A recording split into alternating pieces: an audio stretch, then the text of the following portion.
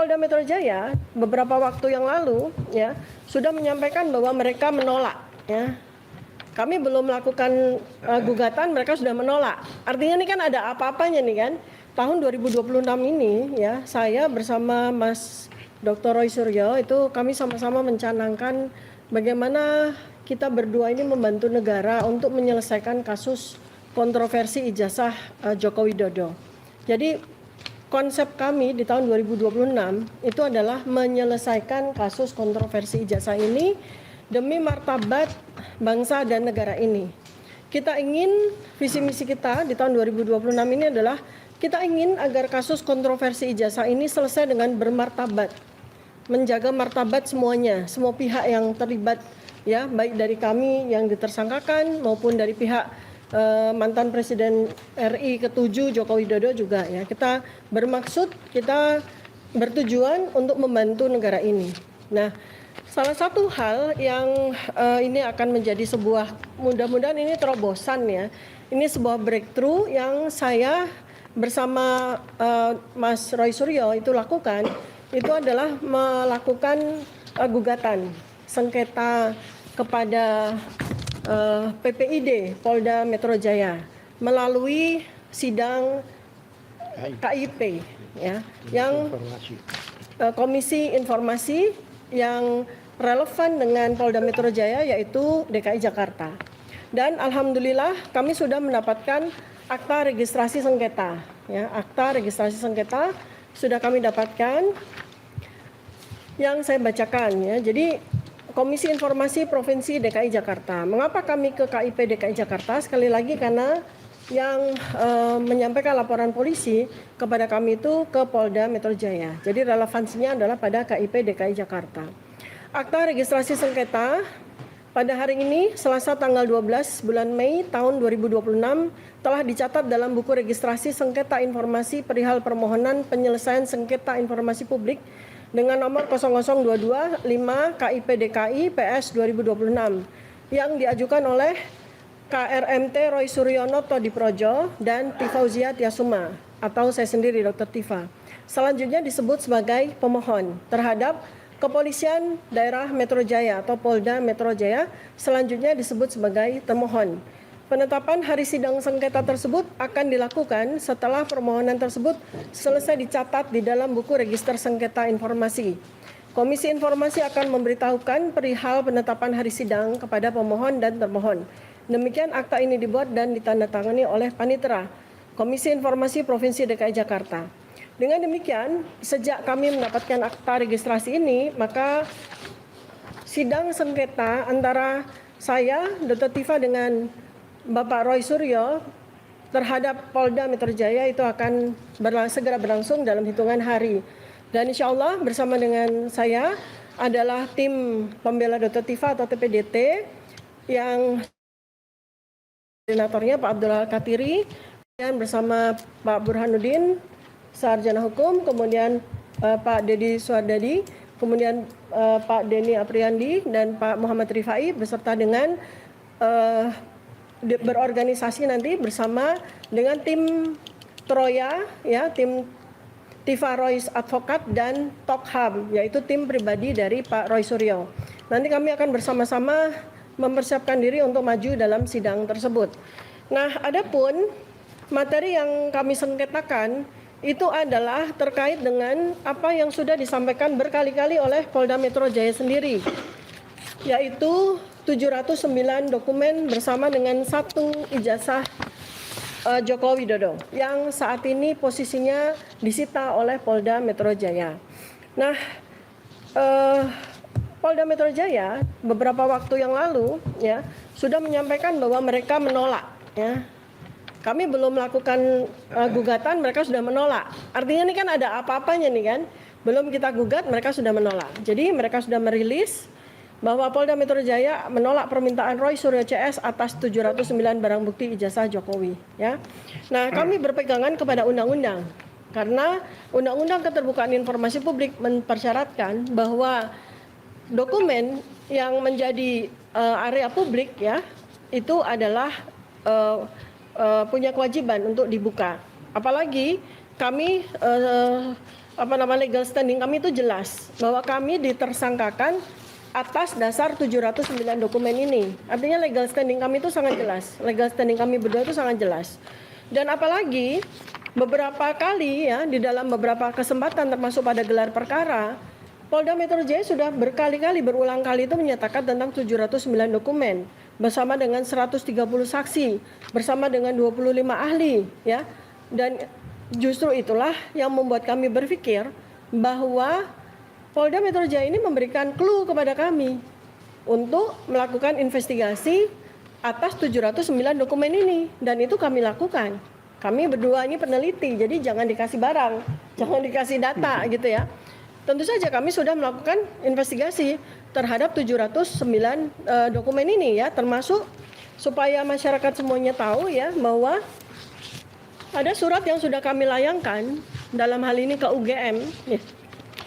Itu tertanggal dan kemudian oleh UGM itu dijawab itu tertanggal 21 Juli tahun 2025. Jadi pada saat itu kami sudah meminta kepada UGM untuk mengeluarkan 709 dokumen tersebut. Lalu mereka UGM itu sudah menjawab dengan memberikan lampiran surat mereka kepada Polda Metro Jaya. Dari 709 dokumen itu, mereka memberikan daftar 505 dokumen.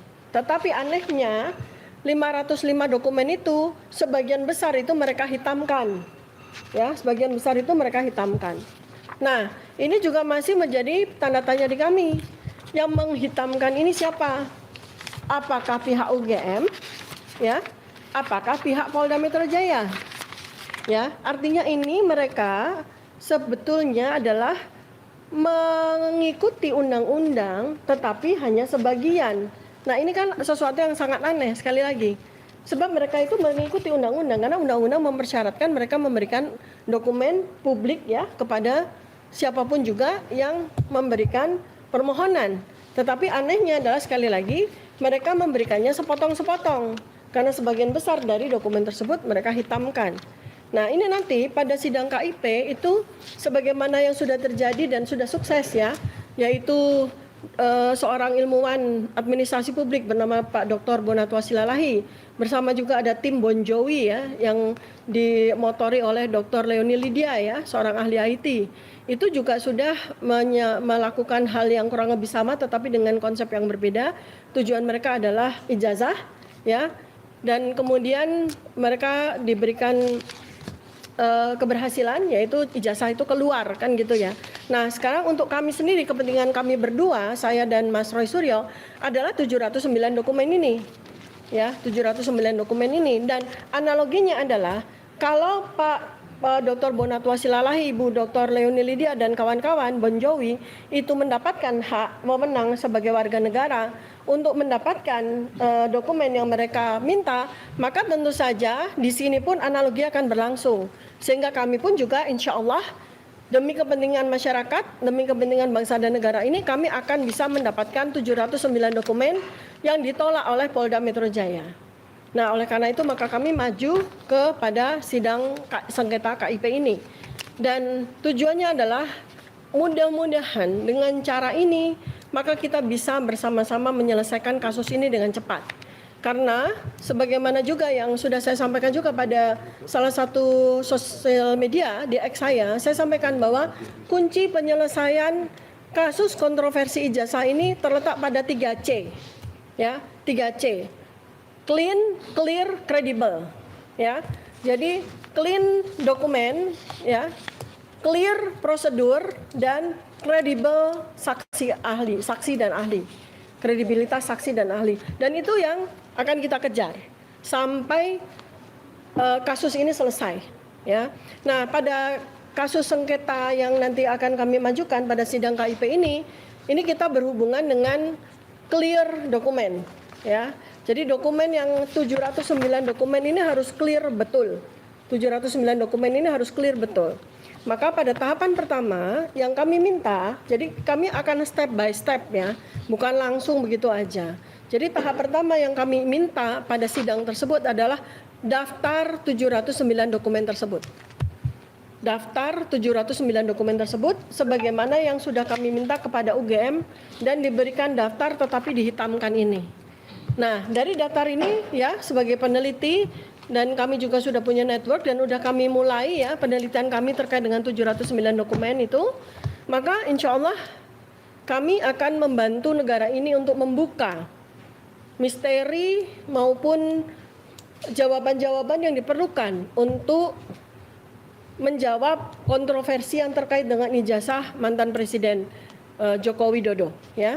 Itu. Lalu berikutnya sebelum nanti kepada para PH, saya sampaikan bahwa sesungguhnya permintaan kami itu tidak mengada-ada. Satu, jelas ada undang-undangnya, ya nanti Pak Al-Katir akan sampaikan undang-undangnya. Kedua adalah hak kami sebagai tersangka. Jelas sekali kami punya legal standing. Kedua adalah hak kami sebagai warga negara yang mendapatkan perlindungan undang-undang keterbukaan informasi publik. Ya. Kemudian yang ketiga adalah kita semua 280 juta rakyat Indonesia ini sudah tersandera semua dengan kasus ijazah ini. Ini di luar dari persoalan kriminalisasi atau ancaman pidana dan segala macam. Yang itu pun juga sudah kami lakukan penelitian ya dan kami juga sudah bisa menjawab dalam hal itu. Nah, tetapi dalam kasus ini maka kita nomor satu itu akan melakukan clearing terhadap dokumen ini. Kita akan membuat dokumen ini sejernih mungkin, sebenar mungkin ya. Termasuk pertanyaan-pertanyaan yang sudah kami siapkan. Andai kata memang nanti Polda Metro Jaya bersikeras ya, artinya atau pihak Joko Widodo bersikeras untuk membawa kasus ini ke sidang pengadilan, kami dengan senang hati akan menyampaikan hasil penelitian kami terkait dengan 709 dokumen. Dan pertanyaan-pertanyaan yang akan kami sampaikan kepada Pak Joko Widodo. Pertanyaan-pertanyaan yang akan kami sampaikan kepada semua institusi yang terlibat di dalam polemik ijazah ini, ya. Bukan hanya UGM, tetapi juga sekolah SMA-nya, SMP-nya, SD-nya, murid-murid yang ada di sana, guru-gurunya, dosen-dosen, tendik, orang-orang yang mengaku sebagai teman-teman Pak Joko Widodo mulai dari teman SD, SMP, SMA, kuliah, tetangga, keluarga, dan semuanya kami sudah persiapkan dan kami sudah tahu jawabannya. Karena investigasi kami, penelitian kami sudah cukup lengkap terkait dengan 709 dokumen ini. Nah, oleh karena itu sebetulnya awal mulanya ya, kenapa kami melihat bahwa kasus ini harus dibantu nih oleh kami para peneliti untuk selesai. Sebab sebetulnya clue dari 709 dokumen ini ya, masyarakat Indonesia supaya tahu, clue-nya itu adalah pada tanggal 22 Mei 2025. Clue-nya di situ. Karena pada saat itu adalah konferensi pers yang dilakukan oleh Bareskrim ya, Mabes Polri dalam upaya untuk menghentikan dumas aduan masyarakat dari TPUA. Mereka mengadakan konferensi pers dan mereka mempresentasikan setidaknya 55 dokumen dari 709 dokumen yang saat ini ada di Polda Metro Jaya ya. Oleh karena itu maka 55 dokumen itu yang sudah dipresentasikan oleh Bareskrim itu sudah menjadi dokumen publik. Nah, dengan demikian maka 664 sisanya itu pun juga seharusnya menjadi dokumen publik. Ya, asumsinya adalah kenapa Bareskrim waktu itu hanya mempresentasikan 55 dokumen saja dan bukan 709 dokumen? Karena soal waktu, ya kan? Karena soal waktu, karena mereka membatasi waktu untuk presentasi. Seandainya tidak, mungkin mereka akan menyampaikan 709 dokumen, sehingga yang kami minta itu tidak mengada-ada sekali lagi. Yang kami minta itu jelas, clear, dan kita bersama-sama kepolisian dalam hal ini sama-sama membongkar tentang kontroversi ijazah ini. Kemudian dari selain 709 dokumen itu, satu dokumen yang kami minta adalah ijazah Joko Widodo. Ya, jadi tetap kami minta ijazah Joko Widodo karena sampai dengan hari ini ya, sungguh pun Polda Metro Jaya menyatakan bahwa berkas itu sudah untuk yang kedua kalinya diserahkan kepada kejaksaan ya, tetapi dalam hal ijazah ini masih banyak sekali persoalan, apalagi ketika KIP ya sudah meminta kepada KPU Surakarta, KPU Jakarta maupun KPU Pusat untuk menyampaikan salinan ijazah Joko Widodo yang digunakan untuk mendaftarkan diri menjadi wali kota Surakarta waktu itu 2 kali, 2005-2010, kemudian untuk menjadi gubernur DKI Jakarta tahun 2012.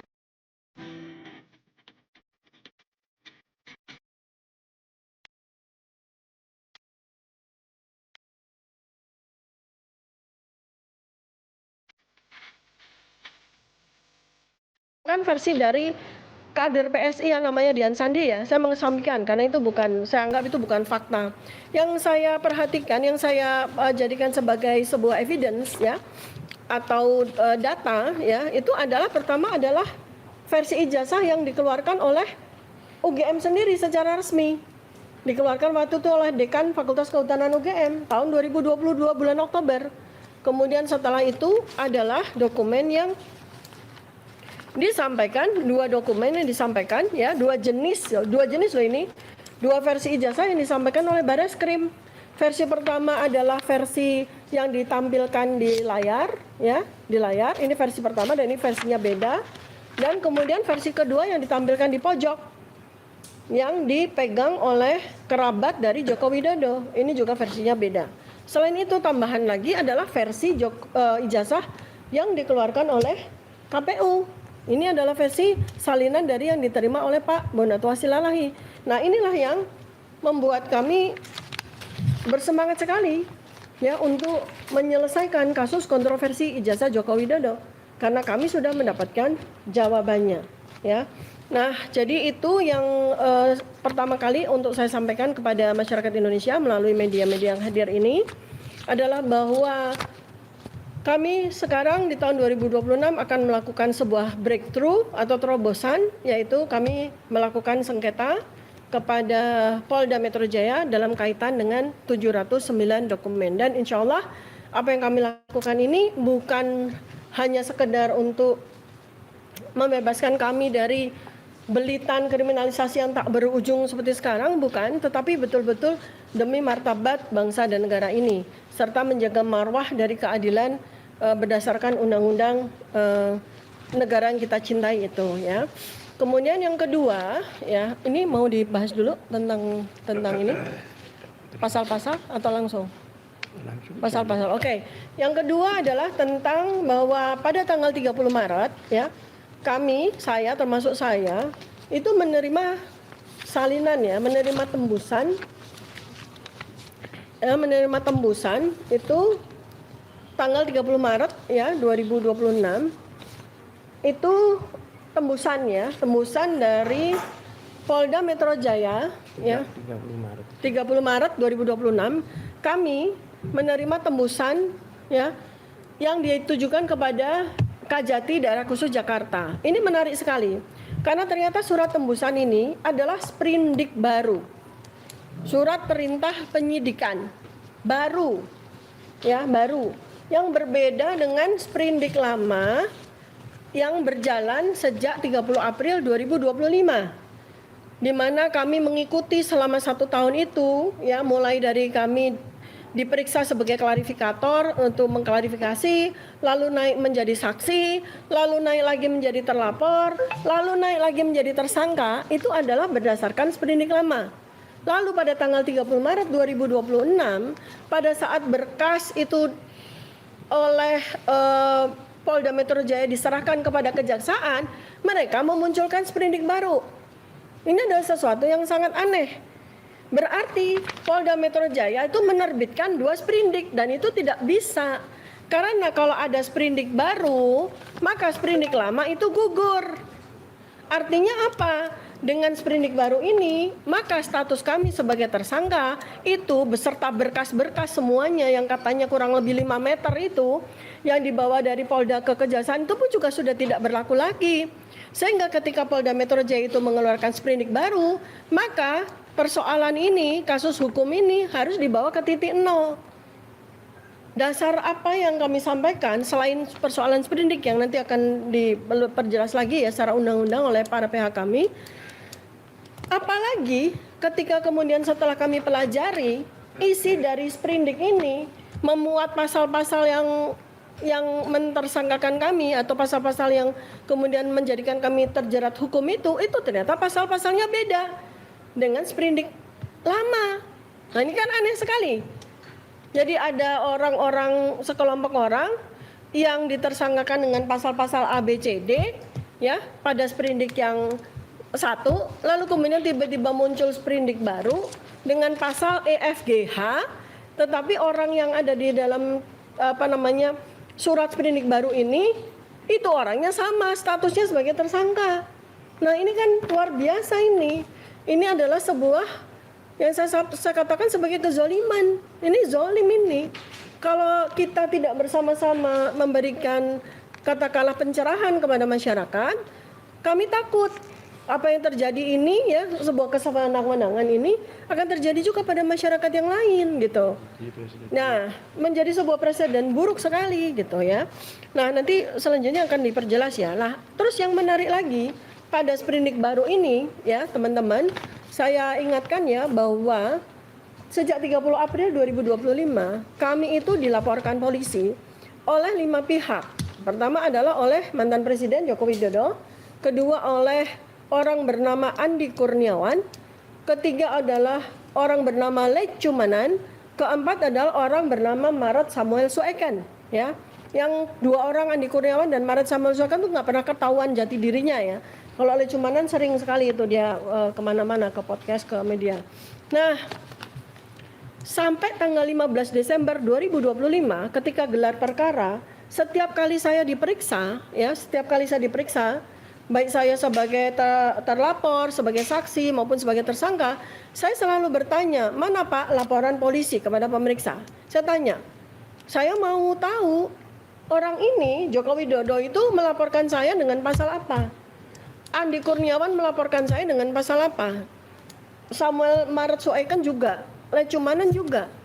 Itu tidak pernah diberitahu oleh mereka. Pada sidang, pada gelar perkara 15 Desember 2026 itu baru 2025 baru kami diberitahu, itu pun cuma 5 menit. Ditunjukkan begitu aja, nggak boleh lama-lama. Tapi itulah ya, Allah Subhanahu wa taala memberikan kepada kami jalan lain sehingga kami tahu ya, ini tidak usah kami sebutkan ya, yang jelas ada lembaga yang memberitahu kami secara resmi ya. Lembaga yang memberitahu kami secara resmi siapa melaporkan pasal apa. Alhamdulillah kami mendapatkan ya secara jelas ya, Joko Widodo itu melaporkan kami dengan laporan polisi apa, laporan polisi Joko Widodo itu melaporkan kami dengan pasal A, B, C, D, jelas ya, ini suratnya. Kami dapat ya, setelah berkali-kali kami menjalani pemeriksaan yang sangat melelahkan ya. Kemudian kami juga dapat informasi dari sini, Lech Chumanan itu melaporkan kami dengan pasal apa, Andi Kurniawan dengan pasal apa, Maret Samuel Sueken dengan pasal apa. Yang ternyata, nah ini saya bongkar ya, bahwa ada dua pelapor ya, Lech Chumanan dan Andi Kurniawan ya, yang menggunakan pasal 160 dan pasal 160 itu ternyata tidak berlaku kepada saya, Dr. Tifa, dan kepada Pak Roy Suryo. Jadi pasal itu tidak dikenakan kepada saya. Ya, kemudian yang kedua adalah dari Lech Chumanan pasal 28 ayat 2 itu sudah tidak ada lagi di sprindik baru. Artinya apa? Dari sejak awal yang namanya Andi Kurniawan dan Maret Samuel Sueken itu tidak melaporkan kami. Laporan polisi itu tidak untuk Roy Suryo dan tidak untuk Dr. Tifa. Ya. Kemudian yang kedua terkait dengan orang yang bernama Lech Chumanan ya, ini sudah digugurkan. Diabetes seringkali tak terlihat. Kayak saya. Hei, kamera! Tiba-tiba udah diabetes. Capek nak. Main yang lain ya. Yang diganti tuh gula kamu, Pak. Biar bisa remisi, ganti gula ke Tropicana Slim. Sekarang ada susu Diabetics dengan kromium, habatus sauda, dan multifiber yang bantu kontrol gula darah. Selangkah demi selangkah, remisi diabetes itu mungkin. Baru Tropicana Slim Diabetics Milk. Dari mantan presiden gampang aja. dengan ilmu saya, kompetensi saya dalam bidang anatomi morfologi, di mana waktu bulan Februari 2026 saya sudah memberikan kesaksian ahli saya pada sidang citizen lawsuit di Surakarta. Dengan jelas waktu itu saya presentasikan hasil penelitian saya menggunakan model matematika untuk melakukan identifikasi terhadap foto Joko Widodo ini. Jadi berdasarkan penelitian saya yang sudah menjadi bukti hukum ya, yang sudah menjadi dokumen hukum abadi, karena saya sudah sampaikan kesaksian keahlian saya itu di sidang yang sangat terhormat pada sidang Surakarta, yang saya katakan bahwa menurut perhitungan saya foto ya berdasarkan ilmu perhitungan matematika, ini foto Joko Widodo yang ada pada ijazah ya itu berbeda 92,37% dengan foto Joko Widodo yang menjadi presiden. Jadi clear. Untuk itu sulit sekali untuk dari hal itu saja sudah sulit sekali untuk melanjutkan kasus ini kemana-mana gitu. Makanya